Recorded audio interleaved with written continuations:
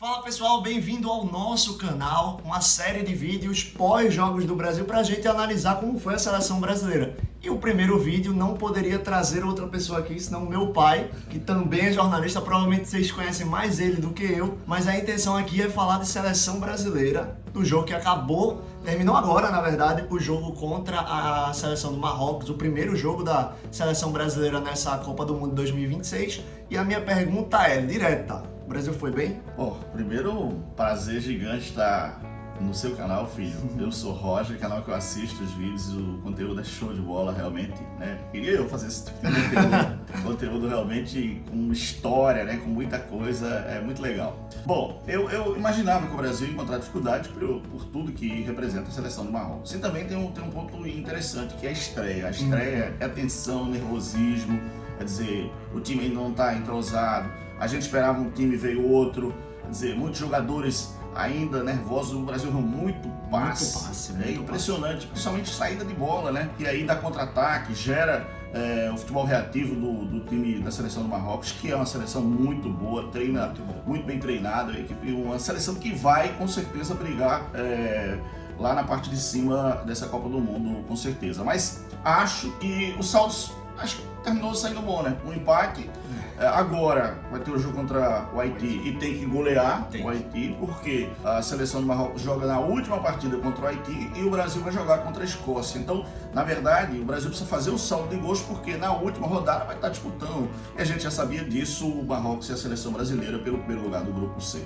São as duas seleções mais complicadas. Você falou questão de nervosismo, a gente viu isso além dos passes, como a seleção do Marrocos trabalhou. Eles pressionaram muito porque sabia que se pressionasse conseguia alguma coisa. E várias chances criadas até o primeiro gol foi nisso. Foi de pressão, erro de bola, nosso meio de campo foi engolido no começo do jogo, até sair o gol. Eu acho que a seleção estava muito nervosa, não sabendo se posicionar contra a seleção do Marrocos. Aí eu não sei se foi muito dedo do técnico ou a falta do dedo do técnico, mas após o gol, que ali, acredito eu, tenha sido uma falha coletiva do meio campo. Inclusive saiu uma jogada errada do Paquetá. Exatamente. Ele errou e não tinha ninguém para cobrir. Porque quando você povoa o meio campo, você faz com que essa bola não seja trabalhada. E a bola saiu do campo de Marrocos, com a bola que o Paquetá perdeu, e veio no contra-ataque. E aí a defesa do Brasil que se posicionou mal, né? E aí a saída errada também do goleiro, o Alisson, saiu muito na área. E a cobertura do jogador do Marrocos. E faltou até um entendimento coletivo ali da situação, após o erro de Paquetá, que é completamente aceitável, né? Normal você errar. Tenta construir e errou, né? Exatamente. A seleção do Brasil simplesmente fica na dúvida de abafar o caso ali para não gerar um contra-ataque ou recuar porque ia ter um lançamento. E aí, nessa dúvida, Brahim Dias, jogador do Real Madrid, camisa 10, que para mim foi um grande nome desse jogo contra o Brasil, acha um passe em profundidade entre os dois zagueiros. Tanto Marquinhos quanto o Bruno Guimarães estavam ali tentando entender a posição e gera o gol. E o Bruno Guimarães, você falou, importante porque ele estava no meio, ele poderia matar a jogada, fazer uma falta ali no meio. Não o Gabriel Magalhães, nem também o Marquinhos, porque se ele faz a falta, ele expulsa. Então, exatamente. Até o Gabriel Magalhães, ele fica na... Será que eu faço a falta aqui? Não era para fazer, porque senão era expulso. E aí, você tomar um gol, dá para construir a jogada individual do Vini Júnior, acaba nascendo o gol. E o Brasil teve chances também, teve. Oportunidade com o Igor Thiago, ela passou muito próximo. Teve aquela bicicleta do Paquetá, quer dizer, um voleio do Paquetá na bola do Douglas Santos. E no segundo tempo, acho que o Brasil criou um pouquinho mais.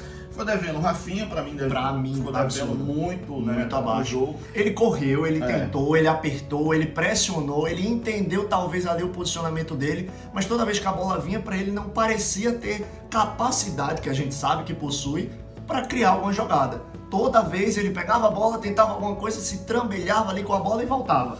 Eu gostei das mudanças no segundo tempo, a entrada do Matheus Cunha, acho que foi fundamental, ele se mexeu bastante. A entrada do Luiz Henrique também, do lateral Danilo e também do Fabinho, né? Até porque o Ancelotti ele entendeu que o cartão amarelo, tanto do Ibañez como do Casemiro, poderia ser alguém forçar uma jogada ali e tomar um cartão vermelho, e aí a situação era pior. Eu acho que para a estreia é aceitável esse empate. Eu queimou minha língua, acabei até interrompendo aqui, queimou minha língua, porque quando entrou Fabinho e Danilo, eu falei, pelo amor de Deus. Entraram dois Danilo, né? Então o Danilo lateral e o Danilo Santos volante. Isso. E para mim merecia também entrar, é um jogador que está entregando muito em campo.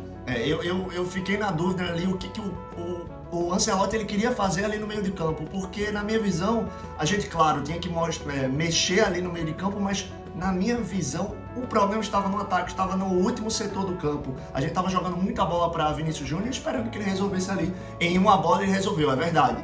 Mas tem outras armas ali. O Brasil é cheio de atletas que são extremamente estrelas nos seus clubes, então acho eu que quando teve a mudança, eu achei não precisava dessa mudança. Mas ao longo mas ao longo do jogo eu percebi o motivo. O Fabinho realmente ele ficou mais preso ali com os zagueiros, protegendo mais a zaga, não tinha mais aquele espaço que o Casemiro estava deixando por estar se posicionando no ataque. E o Danilo foi muito bem, assim, eu acho que ele fez o papel que era esperado dele. Ancelotti ele tem essa confiança no atleta e não deixou a desejar, mas eu acho que ainda falta mostrar um pouquinho o lado ofensivo do Danilo. O lado defensivo a gente já conhece, tanto pelo Flamengo quanto pela Juventus, enfim, mas eu gostaria de ver ele mais um pouquinho no ataque. Eu gostei do Douglas Santos do lado esquerdo, ele se posicionou muito bem, soube acompanhar o Hakimi, que era a grande estrela da seleção do Marrocos. Eu gostei da seleção, eu acho que tem mudanças a serem feitas. E aí eu vou ser bem radical aqui no meu pensamento, que agora a gente vai jogar contra o Haiti. Não é uma grande seleção, a gente tem a obrigação de vencer, convencer e golear, mas a gente tem que respeitar o outro lado, porque são 11 jogadores também, a mesma coisa. Claro, não, mas tecnicamente o Brasil é muito superior, e assim, não é questão, você tem que respeitar a equipe, mas se você puder golear, vai golear. Exatamente. Porque vai fazer diferença na classificação final do grupo C. Foi o que você falou. É verdade. Agora tem um detalhe assim que eu gostaria de falar, é o seguinte, é que a seleção brasileira, quando ela joga, não estreia, geralmente tem esse nervosismo. E assim, é natural que isso aconteça. Pesa, né? São 5 títulos, né? Pentacampeão, quer dizer, o estádio com mais de 80 mil pessoas, a maioria de torcedores brasileiros que vão lá para ver a seleção. E assim, ainda eu acho que falta um pouquinho mais de entrosamento. Você falou sobre o texto final do campo, da finalização ali, que eu acho que é importante. O Brasil tem que ter mais finalizações, não pode ficar restrito só a trabalhar essa bola no meio campo e a jogar pelos alas. Danilo é um ala que às vezes funciona muito, mas para recomposição não é tanto, como o Ibanez. O Douglas Santos não, faz o papel do feijãozinho com arroz, ele vai e volta, toca a bola para Vinícius Júnior, que joga do lado dele, volta a bola para o meio e marca. Mas tem que ser mais ousado, eu acho que o Brasil precisa ser um pouquinho mais ousado e tem que ser nesse jogo contra o Haiti. Falta muito dos meias pegar aquela bola de meio campo, ali, distância, tentar atrapalhar o goleiro, dando um chutão, ele espalma, alguém tá ali para cabecear. Eu acho que faltou muita coisa na seleção, mas era completamente compreensível por ser estreia, a camisa pesa, a seleção do Marrocos é a que vai brigar com o Brasil pelo primeiro colocado do grupo. Passou o nervosismo, respirou, agora é Haiti. Sexta-feira, às 9h30 da noite, e após o jogo, mais uma vez, vou voltar aqui para dizer o que eu achei do jogo. É importante demais, com certeza. E é bom porque o conteúdo gerado a partir da seleção brasileira, ele é um conteúdo nacional, então traz opiniões. Se você diverge da gente alguma coisa, escreve aí, compartilha o vídeo, né? Fala, não gostei, acho que é assim, acho que é assado. Que é importante, cada brasileiro é um técnico de futebol. Eu já vi isso há muito tempo. É verdade. E para finalizar aqui, eu queria saber quem foi o melhor e o pior em campo na seleção brasileira. Vamos deixar a seleção de Marrocos agora e vamos só analisar a seleção brasileira. Melhor e o pior. Bom, eu vou ficar com o Vinícius Júnior como melhor jogador pelo gol e porque ele brigou muito, cara. Sim. Um cara que brigou muito. Vou ficar com ele como o melhor em campo. E vou dividir os dois jogadores que pra mim não entregaram o que a gente precisava, o que a torcida esperava e o que eles podem entregar em campo. O Rafinha e o Paquetá. Acho que eles dois. Eu concordo com você. Eu acho que o Vinícius Júnior foi o grande nome da seleção brasileira, muito porque fez o gol, mas também por isso que a gente jogava a bola nele, a gente esperava ele se povoava aonde ele queria ali, tanto no lado esquerdo como no meio de campo. A gente tem a nossa expectativa, é o grande astro da seleção brasileira. Então, ele conseguiu fazer o gol, poderia ter feito um outro gol ali, é verdade, mas para mim, grande nome da seleção brasileira, tomara que só tende a melhorar nos próximos jogos. E talvez a decepção mesmo, para mim, era o Lucas Paquetá. ele vinha de bons jogos, ele não era titular, estava entrando junto com a galera jovem do segundo tempo e estava desempenhando um bom papel. Foi um dos nomes, junto com o Fabinho, que eu não entendi a convocação de Ancelotti quando eu assisti a convocação, mas se provou o contrário, ele se provou muito bem nesses jogos de eliminatórias, né? De amistosos.